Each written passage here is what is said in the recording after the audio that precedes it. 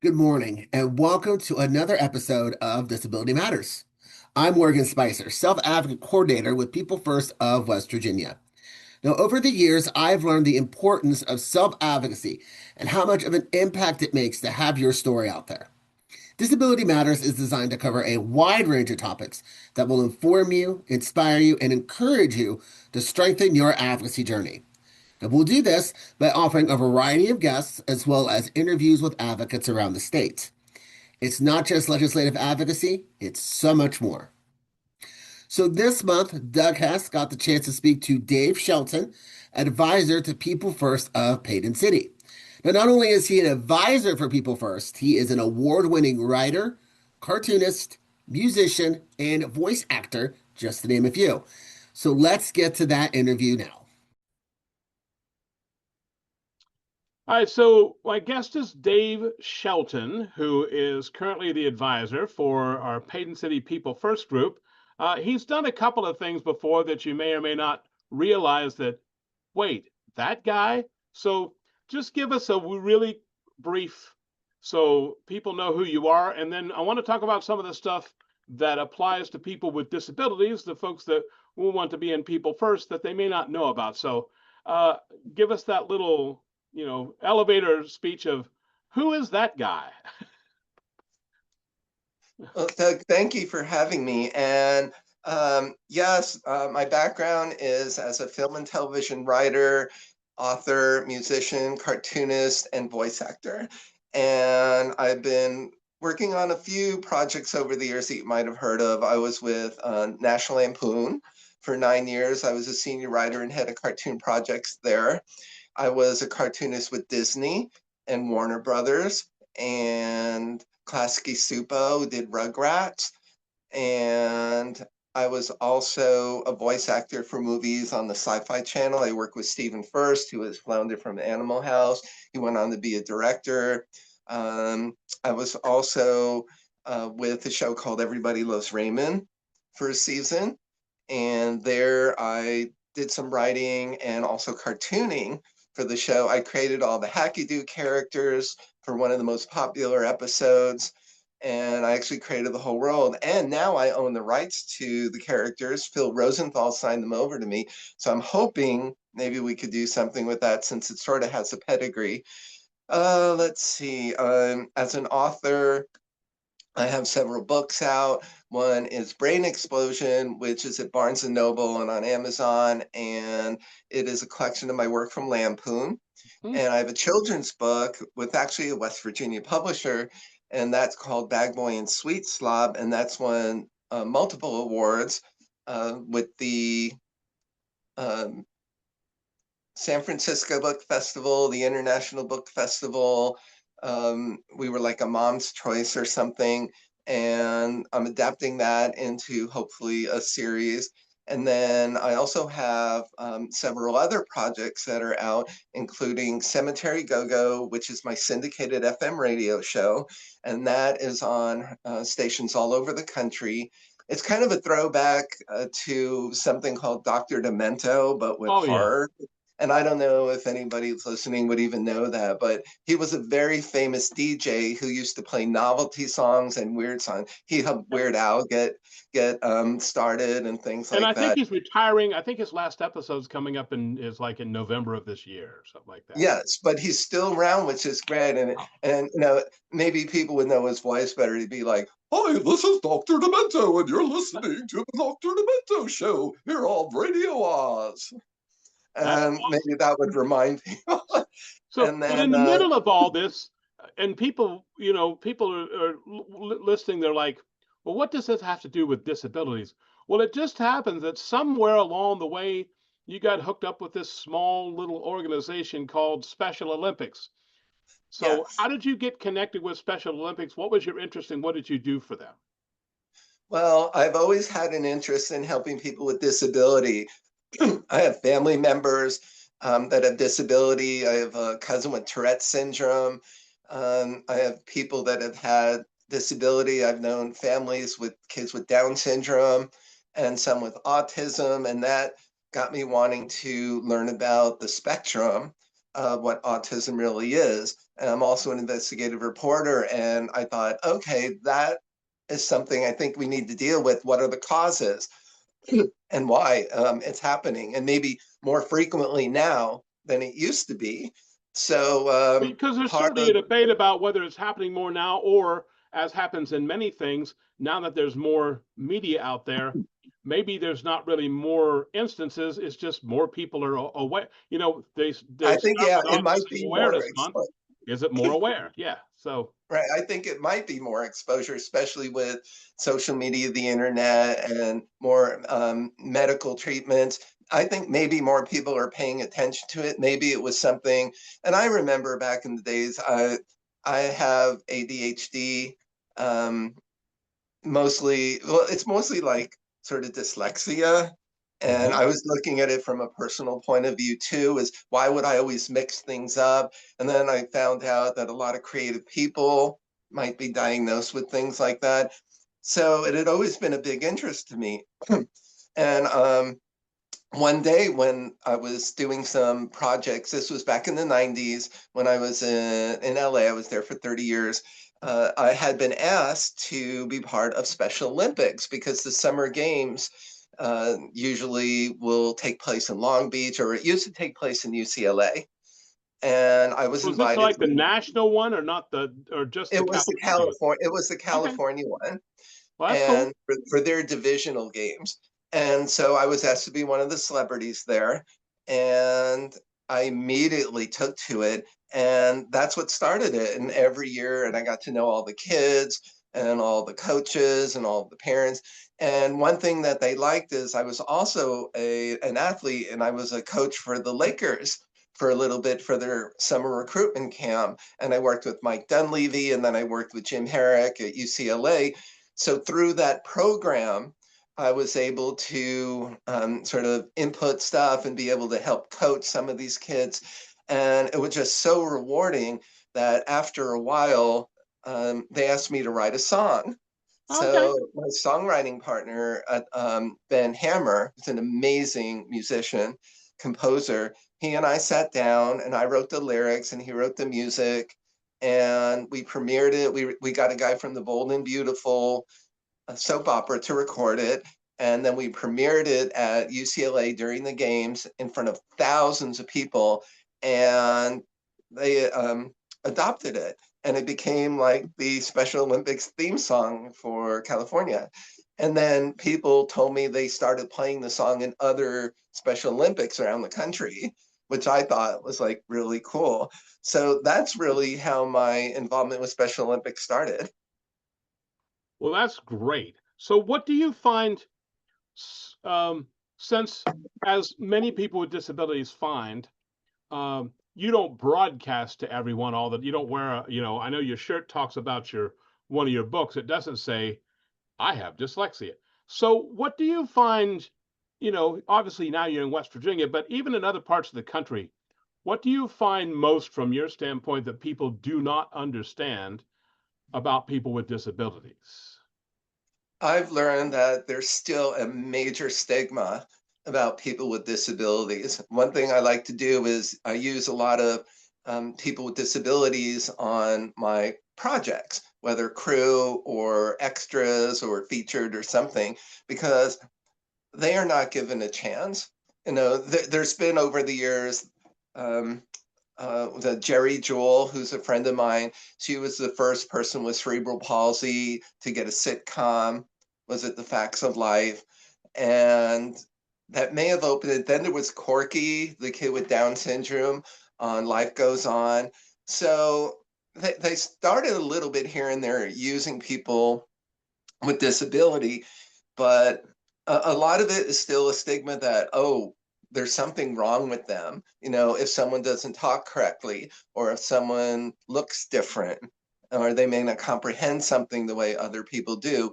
Uh, it's like a loss of humanity, and it scares a lot of people. And that's what I think is wrong with a lot of um, alertness about people with disability. It's just that they don't understand. And I love that People First and other organizations are trying to advocate to give them a voice so that they can go out and they can be part of society, and that they have so much more to offer than people give them any credit for. That's like, there's some of those newer shows like Born This Way, which I'm friends with some of the guys from there. And then now there's Love on the Spectrum, which Well, also because came for a out. long time it was, I know you hire actors to play certain parts, but it's like, hey, what better if someone has a disability than to go hire somebody with a disability rather than have someone just Fake it. play some, Yeah, yeah, like come fake up it with it. out and stuff. At least you Yes, know that what you're going to get's authentic. Yeah. yes. You also have to take into account that there are some people with disability that are shy, and some people that are very outgoing. And I can understand with some casting that, if you find the right person who is an actor with a disability, yes, use them first. Um, I wish there were more casting directors and producers that would go out and actually look for people with disability. They're still not doing that.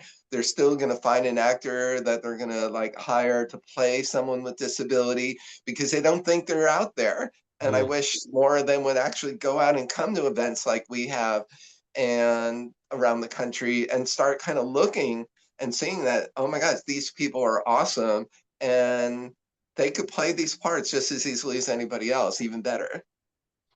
We, so then how long have you lived in West Virginia? You said you spent 30 years in, because I want to get down to how you became an advisor, because one of the things that we also invite people to do is to be advisors of people first groups. And so we appreciate you being one. But how did you end up where you live now? And then what was your interest in being an advisor for the group?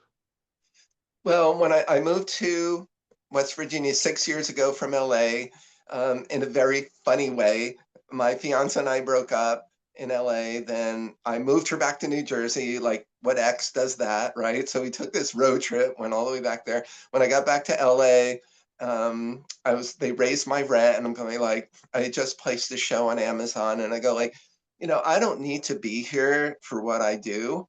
So I started my career before working at MTV and Nickelodeon right out of college as a reporter for a newspaper in New Jersey. And then I worked for Tiger Beat. So I said, you know what, I'm just going to take 3 months, find a writing job. And I happened to find one in West Virginia. And I had friends from West Virginia. So I knew the same. It wasn't like I said, oh, you mean what part of Western Virginia is it? Or what part of Virginia is it? And where's the state again? And how many teeth does everybody have left in their mouth? I mean, all this, the typical stereotypical stuff. So I found the job here in Sistersville, and I came out and I got it, and I loved it out here so much I moved here. And then I met Lindsay Fry through her mom, because I was talking to some other people with disability out here, and I had asked, "Oh, are there any groups or anything?" And then I got to be really good friends with Lindsay, Mhm. and then she told me about People First, and she's the one that first. She's president of the Paden City chapter, and I'm like right next door to that. So she asked me if I'd like to be an advisor, and then she submitted my name, and then that's how I met you and Alexis Yeah. and Michelle and Morgan and everybody. And next thing you know, here I am as an advisor. Which we appreciate a lot. And then you got to experience your first conference in September. So it's one thing to, hey, I want to hang out with, and then you're an advisor with, Lindsay's group. So what was your first impression of coming to Jackson's Mill and being around all the people and seeing what happens and kind of seeing the culmination of what happens throughout the year for everyone to just be at the conference and be like everybody else at every other conference. I think it was one of the most amazing experiences for me and rewarding. And I mean, having been part of Special Olympics, I've seen, where all of the people get together. It's like a 3-day event.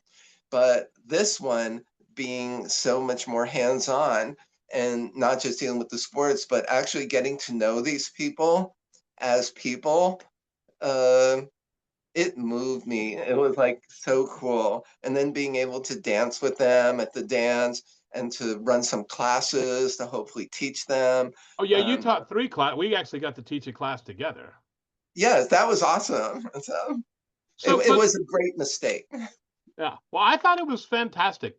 But so I know when people talk aren't familiar with people with disabilities, you get kind of in a, us and them.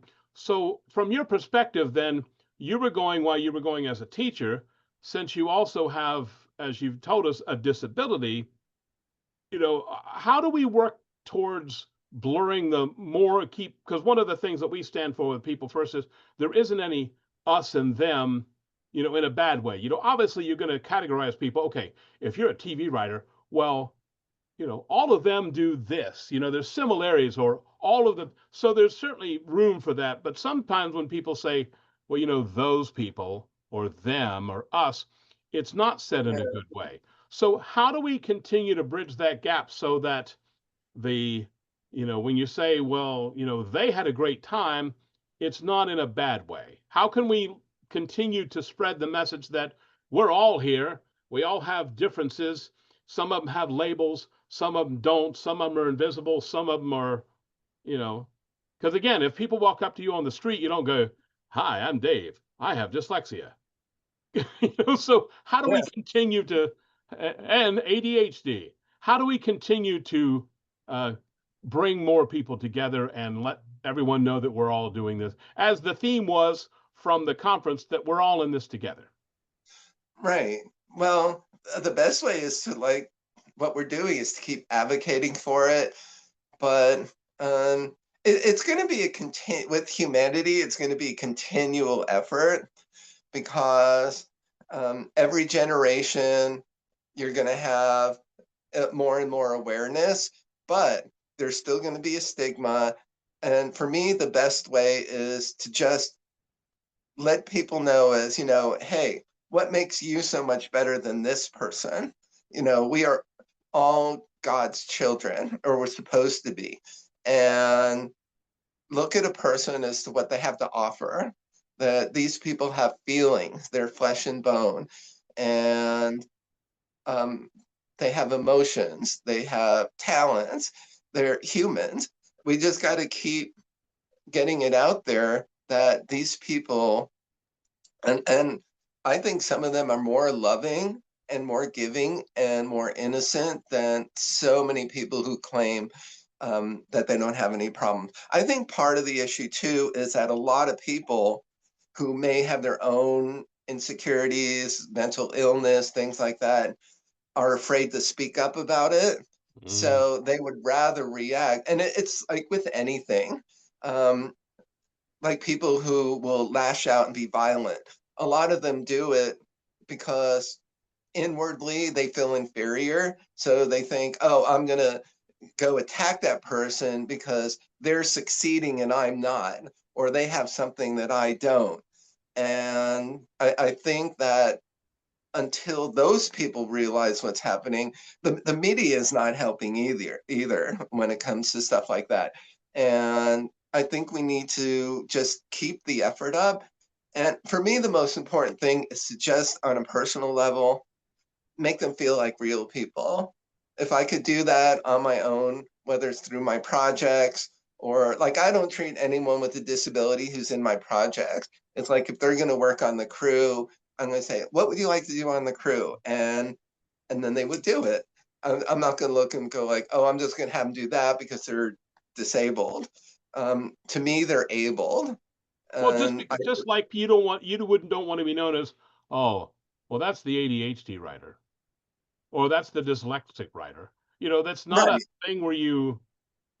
So it goes both, everyone together, not worrying about the label unless it's necessary. So, And that's good. That's as I said, it's going to be hard because with me, I'm functional and people don't see that.